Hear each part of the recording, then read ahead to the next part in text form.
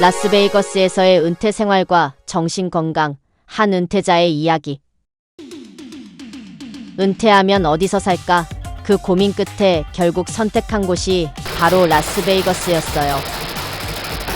이곳은 세금 부담이 적고 날씨도 따뜻하고 즐길 거리도 많죠. 골프, 쇼핑, 최고급 레스토랑과 공연까지 딱 보면 은퇴자에게 꿈 같은 곳이에요. 저도 처음엔 그랬어요. 화려한 도시, 활기찬 분위기, 따뜻한 햇살. 그런데 살다 보니 이 도시에는 다른 면도 있더군요. 라스베이거스는 단순한 관광지가 아니에요. 1900년대 초반 후버댐 건설 덕분에 빠르게 성장했고 2차 세계대전 후에는 호텔 카지노 산업이 폭발적으로 늘었죠. 하지만 그 이면엔 도박, 술, 그리고 매춘 같은 것들이 도시 문화로 깊숙이 자리 잡았어요. 이게 지금까지도 영향을 미치고 있습니다. 이 도시는 정신건강 문제도 안고 있어요. 한 병원 리뷰에 따르면 라스베이거스는 미국에서 가장 건강하지 않은 도시 10곳 중 하나라고 해요. 또 전국에서 가장 스트레스가 많은 도시 12위로 꼽히기도 했죠. 그 이유, 가족 문제, 생활 안전, 그리고 건강에 대한 불안 때문이래요. 이게 남의 이야기 같았는데 막상 살다 보니 실감이 되더군요. 처음 이사 왔을 땐 새로운 생활이 참 신났어요. 하지만 어느 날 문득 깨달았죠. 내가 여기서 아는 사람이 얼마나 됐지?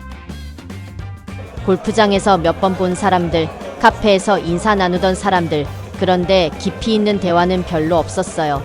가족들은 다른 주에 있고 친구들은 멀리 살고 그러다 보니 외로움이 찾아왔어요. 저뿐만이 아니었어요.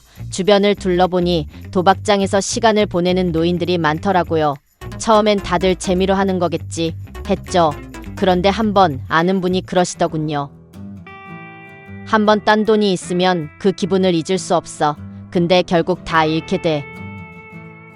이분뿐만이 아니었어요.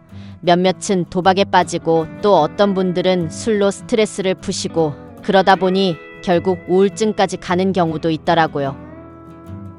한 정신건강보고서에서 보니 내받아주는 정신건강 서비스 수준이 전국에서 40위권 후반이에요.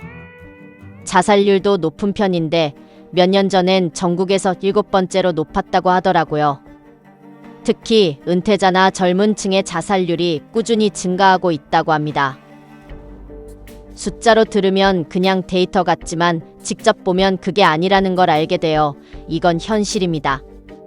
근데요, 이 도시에서도 건강한 은퇴 생활을 할 방법은 있어요. 저도 시행착오를 거치면서 나름대로 답을 찾았어요. 첫째, 도박은 재미로만. 저는 솔직히 한 번쯤 카지노를 경험해보고 싶었어요. 근데 다행히 초반에 딱 $100만 쓰기로 정하고 넘지 않기로 했죠. 이걸 지키는 게 중요해요. 둘째, 사람들과 어울리기. 제가 처음 여기 왔을 때 가장 힘들었던 게 사회적 고립이었어요. 그래서 동네 커뮤니티 센터에서 책 모임을 찾았죠. 새로운 사람들과 이야기 나누는 게 큰 힘이 됐어요. 셋째, 자연 속에서 힐링하기. 라스베이거스 하면 카지노만 떠올릴 수 있지만 사실 근처에 멋진 자연도 많아요. 레드락 캐니언, 마운트 찰스턴 같은 곳이 정말 아름다워요. 저는 주 1회 하이킹을 가기로 했어요. 햇빛을 쬐면서 걷다 보면 기분도 좋아지고 머리도 맑아지더라고요. 넷째, 정신건강 관리하기. 이곳은 정신건강 서비스가 부족한 편이지만 온라인 상담 서비스나 커뮤니티 지원을 잘 활용하면 도움을 받을 수 있어요. 저도 한동안 상담을 받아봤는데 정말 많은 도움이 됐어요. 결국 라스베이거스에서의 은퇴 생활이 좋을지 나쁠지는 우리가 어떻게 생활하느냐에 달려 있어요. 도박에 빠지지 않고 건강한 사회적 관계를 유지하고 자연 속에서 시간을 보내고 정신 건강을 관리한다면 이곳은 정말 멋진 은퇴지가 될 수 있어요. 결국 중요한 건 내 선택입니다. 라스베이거스에서도 행복한 은퇴 생활을 충분히 누릴 수 있어요. 오늘도 긍정적인 마음으로 하루를 시작해 볼까요? 이 내용이 도움이 되셨다면 구독과 좋아요, 알림 설정 부탁드려요.